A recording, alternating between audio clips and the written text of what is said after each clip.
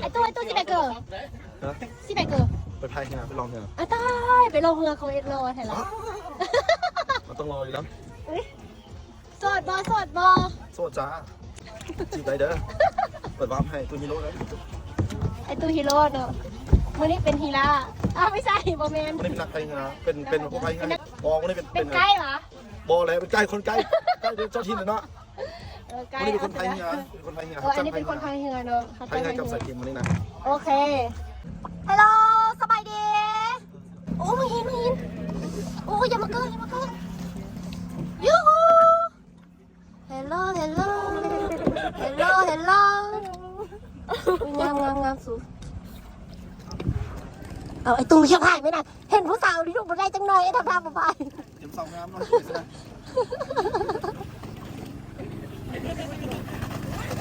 ยู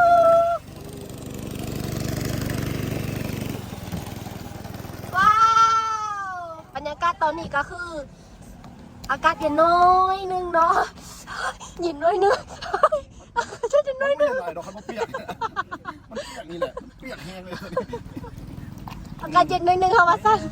น้อยนึงสว่างกระบาดยังกินเจ้ายังนอนเลยเป็นบ่ว้าว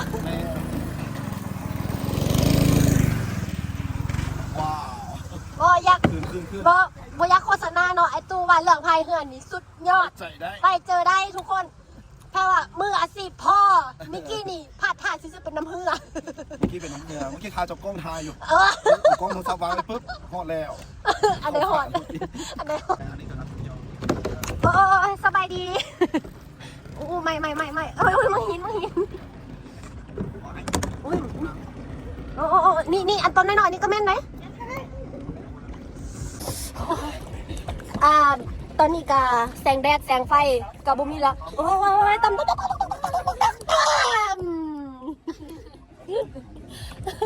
ก็สะอาดรถตำเดียวโอ้มือสั่นมันแช่งอยู่เนาะผู้สาวยอกแล้วถ้าเบิ้ง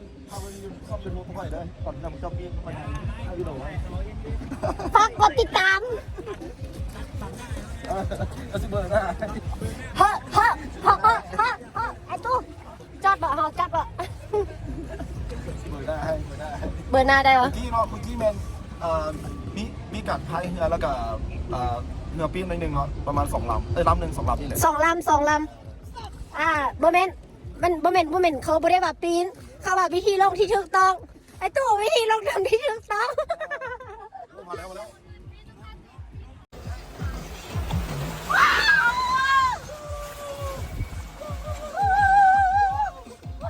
ยาวยิ่งมาที่ก่อนเลยโอ้ยมือสั่นไอ้ตู้มือสั่นเข้าหนาวเลยมาเห็นบ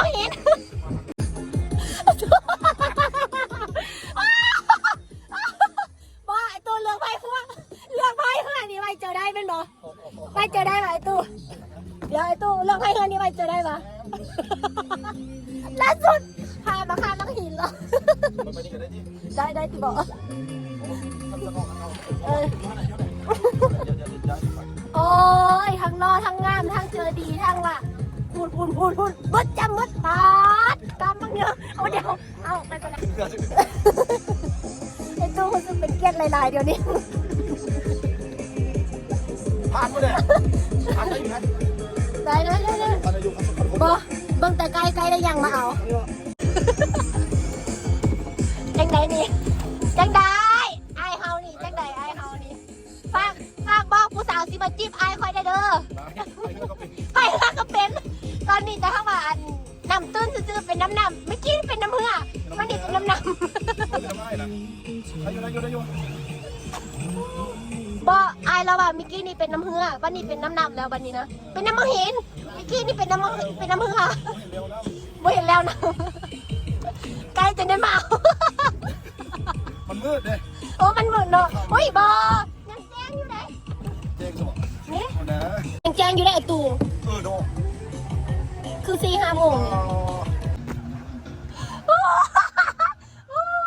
ไว้ใจได้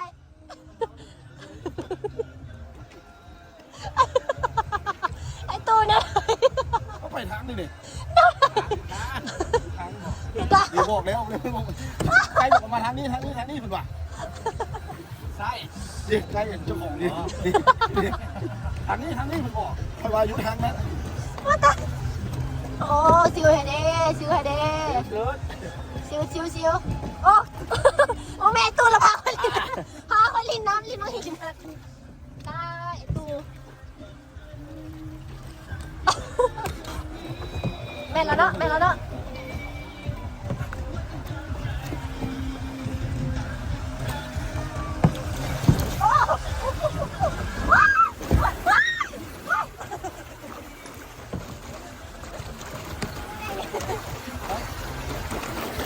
ข้ามาหิน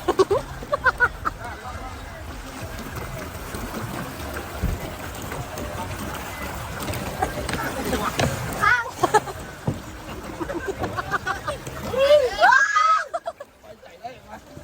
ไอ้ตู้ไว้ใจได้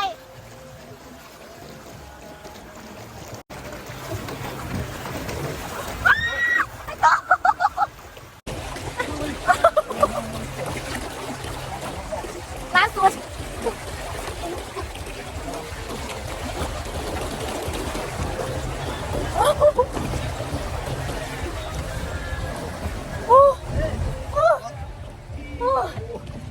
นำเขาเติมไอ้ตู้แนวเดี๋ยวนี้เจ้าหนีเหรอบ่มีเหรอวะไอ้ตู้ยังทั้งนั้นบิดละวะนี่นะมันไม่เห็นนี่นะไม่ใจได้ว่ะไอ้ตู้ไม่ใจ ไอ้มองเลย โอ้ เห็นเนาะ เสียววับ ใจได้ จะเทื่อวะ5 เทื่อเหรอ5 เทื่อค่ะไอ้ตู้บ่ได้เดี๋ยวนี้บ่แต่ว่าสุดยอดพายเฮือนกับเก่ง มันจะเล่นประโยชน์ไทย เออ จะเล่นประโยชน์ไทยบอสร้อยเนี่ยก้อนเลยเนี่ย พายอีกฟังหินอันขอโทษขออภัยเด้อสำหรับผู้เด้อเบิ่งเราไล่หูไล่ตาที่ว่ามือสั้นนี่ เนื่องจากว่าหนาวเด้อหนาวทุกคน ตาม มืดเหรอ มือแต่เปิดวิวได้วิวงามหลายวิวงามเปิดต้องเลยเปิดงาม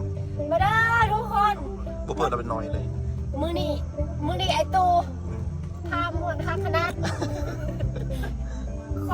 ก่อนอื่นเนาะบอกก่อนไอตูนี่วันเลือกเนี่ยโลแล้วยังบ่แล้วได้เจอกระดีอีกพายเหือกกับเก่งบังแต่เสือกับซองนี่นะ ไม่อยากตัด เกือบก็บ่เห็นแล้ว เกือบกระเสีย อันที่จริงนะบ่อยากว่าเนาะเขาล่องเหือนะถ้าว่า3 กิโลเมตรนะประมาณชั่วโมงนึงหรือ30 นาทีก็ฮอนแล้วอันนี้ได้2 ชั่วโมงไปยังไม่หมดมันขึ้นกันเนาะก็ได้เครื่องทาง โอเคปิดไปเอาพายเรือจนค่ำละจนมืดความจริงเขาอยากได้บรรยากาศค่ำเลยนะ โอ้เม่นวะว้ายไอ้ตัว มันเก่งนะ พอแล้วได้ กำลังขี่ไม่มองไปอย่างเลยเนาะ ไอ้ตัวเจ้าขับเปิดโอกาสแล้วเขาได้งามลูกเขาได้พอสิมีFC มามากมาแพงแดงอันนี้ไม่เดี๋ยวว่าบาทตกน้ำปั่นมาหน่อยตกน้ำทันใบเจอได้บอกใบเจอได้โอ้ยหลังไอ้ตู้ไผ่อีน้ำซึ่งเราทุกคนที่จริงไอ้ตู้นะทั้งรอทั้งเจอดีแล้วก็ไผ่เธอกับเก่งเนาะฮะแหละจากอันชั่วโมงครึ่งบะแมนจากครึ่งชั่วโมงมันหอดจุดแล้วเนาะอันนี้ฮะก็ได้ครึ่งนึงได้3 ชั่วโมงแล้ว เครื่องนึงหมดเลย ก็ได้ครึ่ง ไว้ นึง อยู่พวกนั้นเขาแซงพวกนั้นไปเลยด้วยนี่ แซงพวกเดิม แซงพวกกันเนื้อปีน เผื่อปีนอันนี้เขามาก้อนเขาได้เขามาก้อนเขาเขามาเขาแซงเขาอีก อ๋อท่าสวยกันแล้วเด้ ท่าสวยเดี๋ยวโอ้ทุกคนมึงเมต้าเราเป็นแนวนี้ก็ทั้งรอทั้งเจอดีมึงเมต้านำเจอกับแถวว่าท่าสวยเขาเจ้ายกโอ้ยบรรยากาศแนวนี้หาเกิดได้สูมาเด้อยู ไม่น้ำแห้งขาดเลย ผู้ใดที่ว่ามาอินเนาะบ่อยากพายเรือกะมานั่งอินแคมป์น้ำนี่ก็ได้นั่งซิวๆนี่ก็ได้บรรยากาศก็ได้อยู่ช่วงนี้อาจจะบ่ค่อยอันนั้นเนาะเพราะว่าบรรยากาศมันหนาวก็เลยบ่ค่อยมีคนมานั่งอินแคมป์น้ำบันเดอร์แต่ว่ามื้อนี้เฮาก็รู้สึกว่าบนหาวบันเดอร์ เด้อจะแบบ มันหนาวไม่ได้อันมือสั้นนี่อันนั้นเด้อมือสั้นนี่นะมันเป็นนันจินตนาการ เอาเนี่ยนะ นั่นแล้วทีมงานทำมา มาถือตัวนี้ จ๊ะ จะต้องทางเลย เอาไปอย่างเยอะพ่นได้แล้วอู้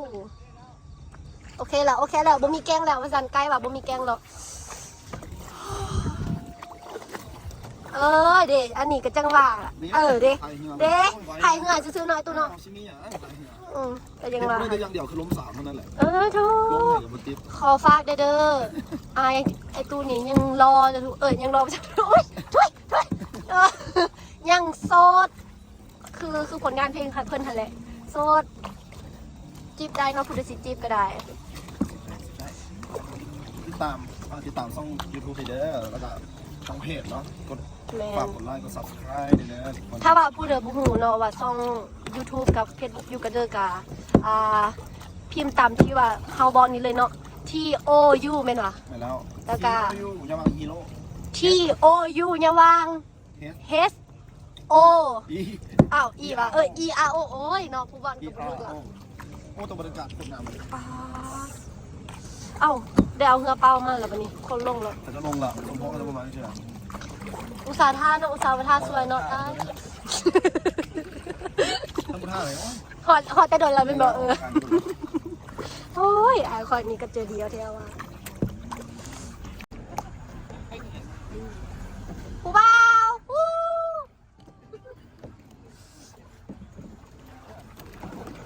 ู้บ่าวสวัสดีเดี๋ยวเขาจะไปดูกระดานมาซื้อจุดตั้งไฟ ยูฮู